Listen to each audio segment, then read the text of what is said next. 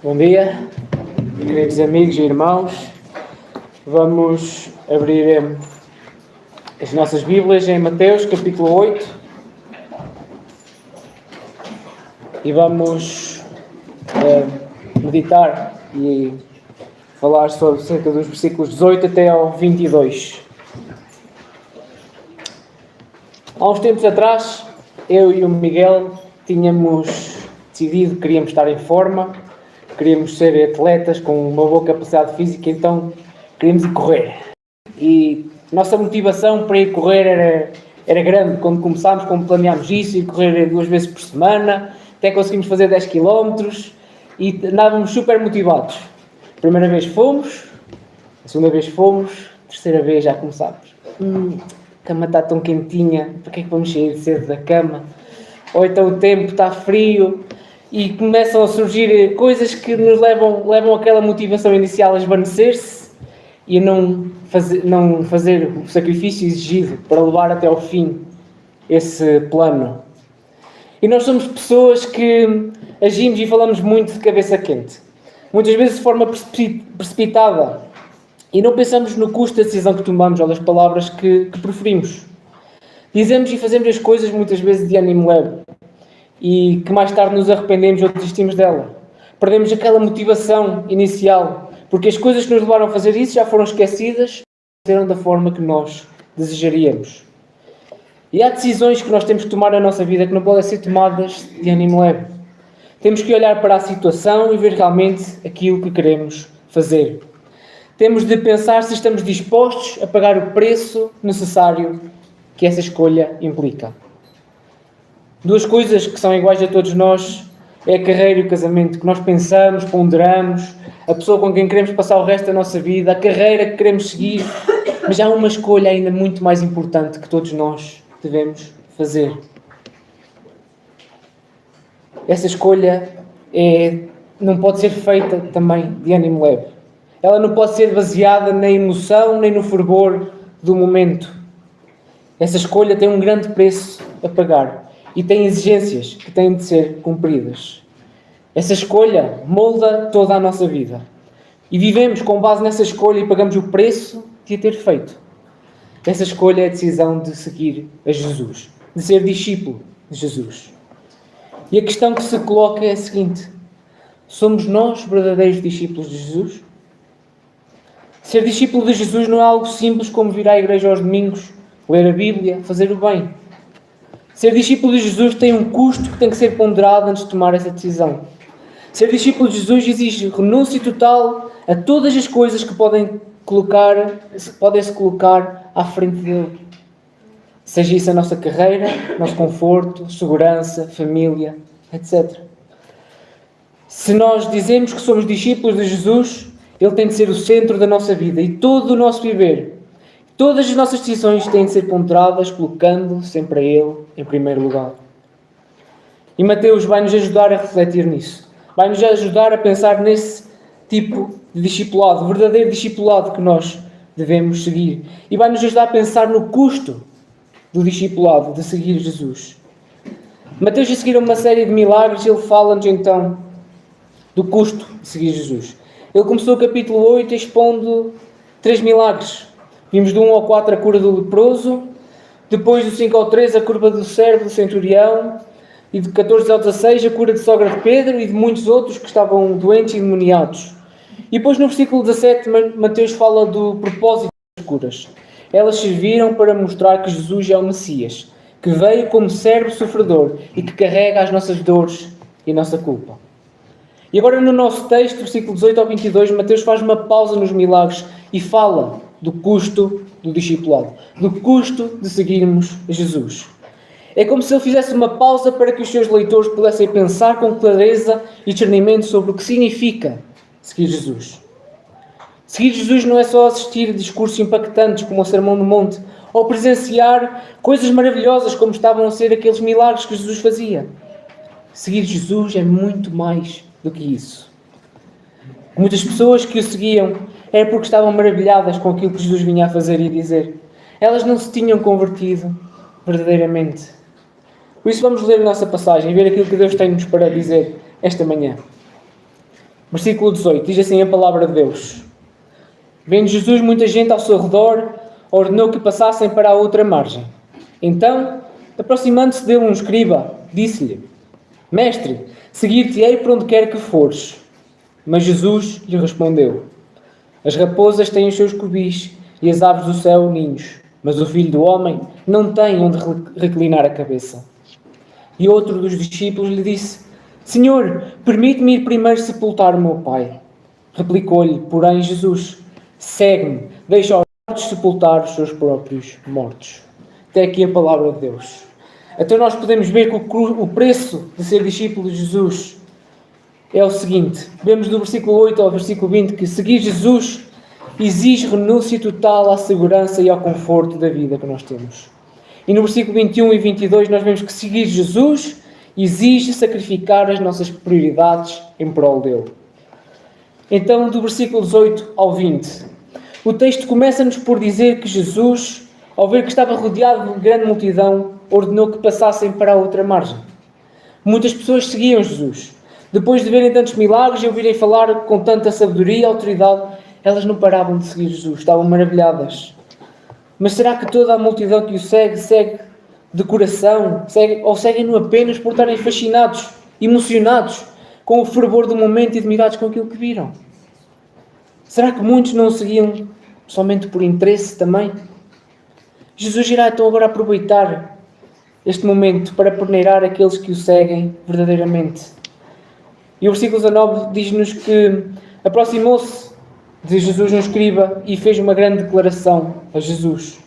Disse-lhe: Mestre, seguir-te-ei por onde quer que tu fores. Que declaração forte! Estas palavras não vieram de alguém vulgar dentre o povo. E Mateus faz questão de dizer que foi um escriba que disse isso. E quem era um escriba? O escriba era alguém com grande valor e com muito valor e respeitado na sociedade daquela altura. A sua função principal era escrever e ensinar a lei, a Torá e os outros manuscritos judaicos. Mas eles não se limitavam somente a fazer isso. Eles também podiam ser conselheiros políticos, diplomatas, participar na política e até mesmo atuar como juízes das causas. O escriba era alguém de renome, principalmente na comunidade judaica. Então vemos que não foi qualquer um que se aproximou de Jesus e declarou tais palavras. Mas Jesus conhece o coração do homem e as suas intenções. Então Jesus respondeu-lhe com uma afirmação que ele não deveria estar à espera depois de fazer aquela declaração de amor. Jesus diz-lhe: As raposas têm os seus covis e as aves do céu ninhos, mas o Filho do Homem não tem onde reclinar a cabeça. Jesus sabia que este homem estava a ser movido pela precipitação e pelo sensacionalismo daquele momento. Ele ainda não tinha pensado verdadeiramente no custo que tinha de tudo aquilo que teria de abdicar para seguir a Jesus.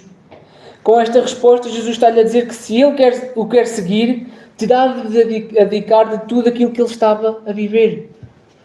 Jesus está-lhe a dizer: olha, animais simples como as raposas e aves têm o seu abrigo, porém eu não tenho.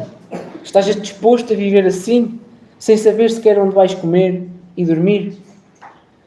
E Jesus usa aqui um termo muito importante que é usado aqui pela primeira vez no Novo Testamento. Jesus identifica-se como o Filho do Homem. Este é o título favorito de Jesus e ele usa para se referir a si mesmo. E esse termo é usado cerca de 80 vezes no Novo Testamento, sendo quase todas elas usadas por Jesus. E o que é que significa o Filho do Homem? Esta expressão é usada algumas vezes no Antigo Testamento para se referir ao homem normal, como o Salmo 144:3 que diz: Senhor, quem é o homem para que tomes dele com conhecimento? E o Filho do Homem para que o estimes?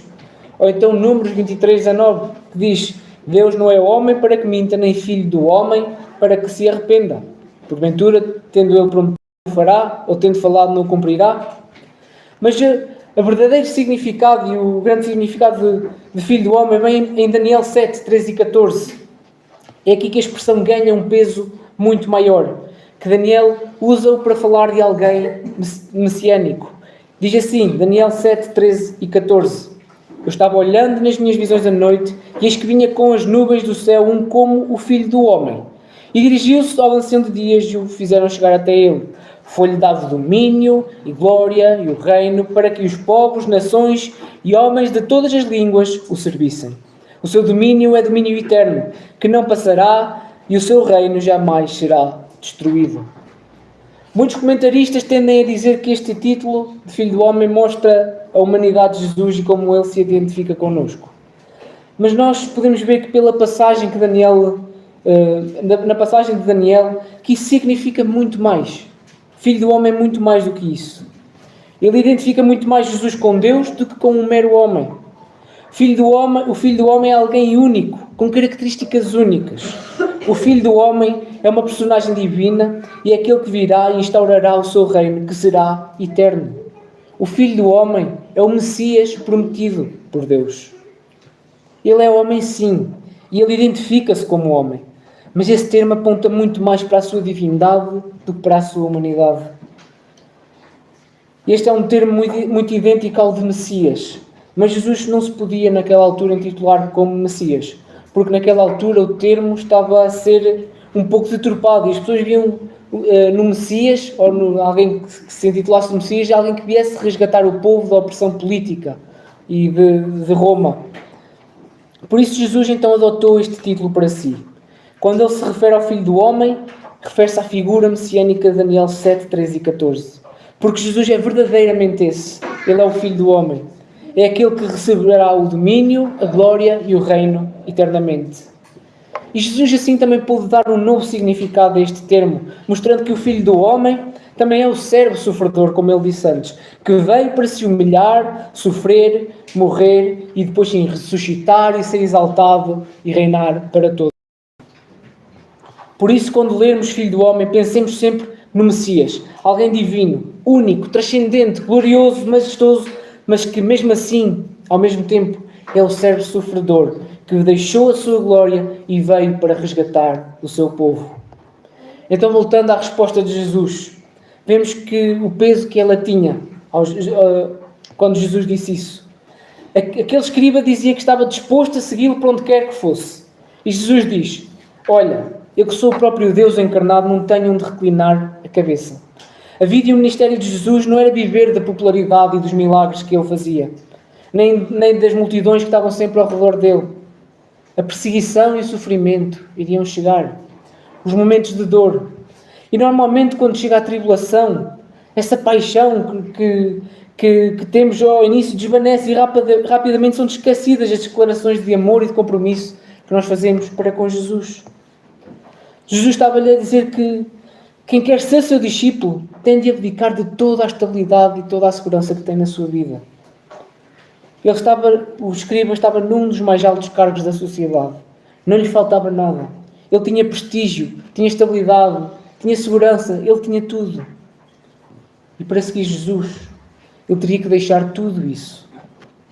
Estaria disposto ele a tal abnegação? Estaria disposto ele a deixar a sua casa e rumar sem destino em prol de pregar o Evangelho e seguir Jesus até ao fim? Porque é isso mesmo que Jesus exige dos seus discípulos. Ele exige desprendimento total das coisas que temos nesta vida. Quem quer ser seu discípulo tem que estar disposto a correr riscos, a enfrentar a incerteza e a rejeição. Tem que estar disposto a saber sofrer e a não saber onde poderá descansar ou reclinar a sua cabeça. Ser discípulo de Jesus é ser inimigo do mundo e por isso o mundo irá nos rejeitar. Estamos nós dispostos a isso? Estamos nós dispostos a deixar o nosso conforto que temos na nossa vida, o nosso status na sociedade para sermos verdadeiros discípulos de Jesus e segui-lo sempre? Estamos nós dispostos a renunciar a tudo em prol de Jesus? O que é mais importante para nós? Jesus e seguir os seus passos, obedecer aos seus mandamentos, ou continuar com a vida que nós temos, que tanto gostamos? Será que nós não somos como este escriba, que fazemos aqui declarações solenes e afirmamos compromisso, fidelidade e entrega total no calor do culto e no momento mais emocionante, mas que quando chega a hora de provar isso, nós falhamos? Quantas vezes é que nós não cantamos Cristo basta para mim, tudo o que eu preciso está em Cristo, ou estou seguindo a Jesus Cristo, ou como acabámos de cantar, te seguimos juntos?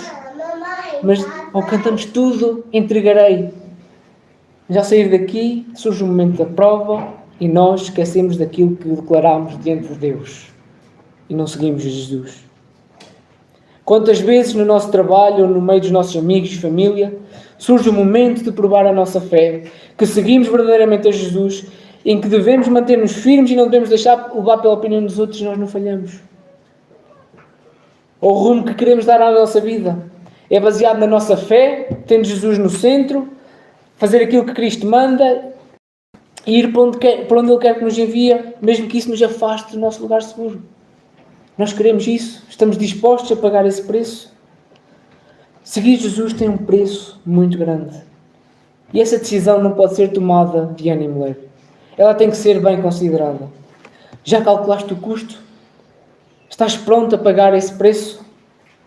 Não te iludas como este homem, que pensava que poderia seguir Jesus e viver o resto da sua vida a receber o louvor e glória das multidões por causa dos milagres executados por Jesus. Seguir Jesus é carregar a cruz, é passar por sofrimento, por privações e ser rejeitado por muitos. Estás tu pronto a desistir de tudo por amor a Cristo? E de seguida surge então outro homem, outro discípulo, em que Jesus nos mostra que para o seguir temos que sacrificar todas as nossas prioridades em prol dele. Depois do escriba surge então um homem que diz: Senhor, permite-me ir primeiro sepultar o meu pai. E Jesus responde: segue-me, deixa aos mortos o sepultar.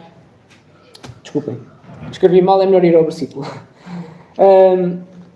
Jesus diz: segue-me e deixa aos mortos o sepultarem os seus próprios mortos. Jesus não estava a dizer ao homem para quebrar o quarto mandamento e honrar o pai e a mãe e não sepultar o seu pai.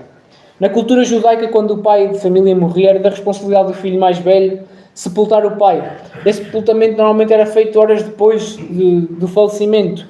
E o filho mais velho ficava livre de todas as responsabilidades até tratar do funeral do seu pai, de lhe dar um sepultamento digno. Mas provavelmente o pai do homem ainda nem sequer teria morrido, porque ele estava ali com Jesus. E se o pai dele tivesse morrido, ele estaria a tratar do funeral do seu pai. Aquilo que ele estava a dizer a Jesus é que em primeiro lugar estava a sua família. Ele tinha que tratar da sua família, que era a sua prioridade, e só depois é que ele tinha disponibilidade para seguir Jesus. Mas Jesus diz-lhe: segue-me. Jesus tem de ser a prioridade. Ele estava a dizer ao discípulo que o seu chamado é imediato, não é para esperar. Não dá para ser colocado em segundo plano quando Jesus nos chama. Não se pode ser discípulo de Jesus e querer colocá-lo à parte para quando tivermos tempo. Jesus não quer discípulos a part-time. Ele exige entrega total, compromisso total. Todas as nossas prioridades têm de ser mudadas se queremos ser verdadeiros discípulos de Jesus. A nossa família não pode estar em primeiro lugar. Olha o que Jesus diz mais à frente em Mateus 10:37. Quem ama o seu pai e a sua mãe mais do que a mim, não é digno de mim. E quem ama seu filho ou a sua filha mais do que a mim, não é digno de mim. Tu tens que amar mais a Jesus do que a tua própria mulher ou o teu marido, do que os teus filhos. Eles não podem ser a prioridade da tua vida. Jesus é muito mais importante do que eles. Ele é o fundamento da nossa vida. Tudo que não seja Jesus, em primeiro lugar, está errado. Não podes estar à espera da altura perfeita para o seguires. Não podes estar à espera de tratar da tua vida e depois sim, agora posso ter tempo para seguir Jesus. Quantas vezes nós não dizemos: Senhor, eu amo-te e quero seguir-te, mas agora não é o momento certo. Deixa-me terminar os meus estudos. Deixa-me alcançar o tipo de vida que eu desejo. Deixa-me primeiro ter estabilidade financeira. Deixa-me ter filhos. Deixa-me ter netos. Deixa-me reformar. E então depois sim eu dedico a minha vida a ti. Constantemente deixamos de seguir Jesus e passamos Jesus para segundo plano. E não pode ser assim. Jesus tem que estar no centro da nossa vida. E depois sim, vêm as outras coisas. Ter Jesus em primeiro lugar é colocar também a igreja em primeiro lugar. Seguir Jesus é viver para a igreja. Na igreja e pela igreja. A igreja é o corpo de Cristo. E nós vivemos muitas vezes a nossa vida agitada e só quando temos disponibilidade, tempo livre, é que participamos na vida da igreja. Dizemos que amamos o Senhor, que Ele é tudo para nós, mas depois não temos tempo para a comunhão dos santos, para todas as atividades e ministérios que envolvem a igreja, que é o seu corpo.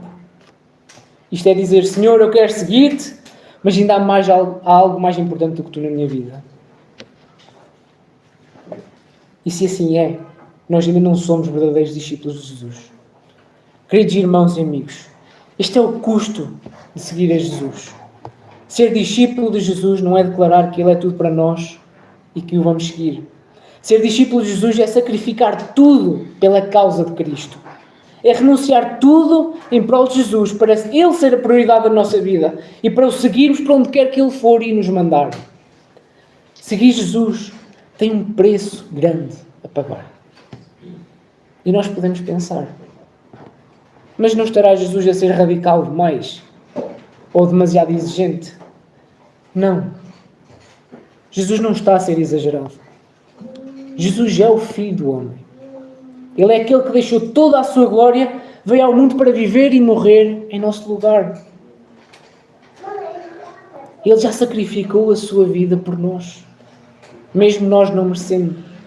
Jesus já deixou tudo por amor a nós, pecadores perdidos.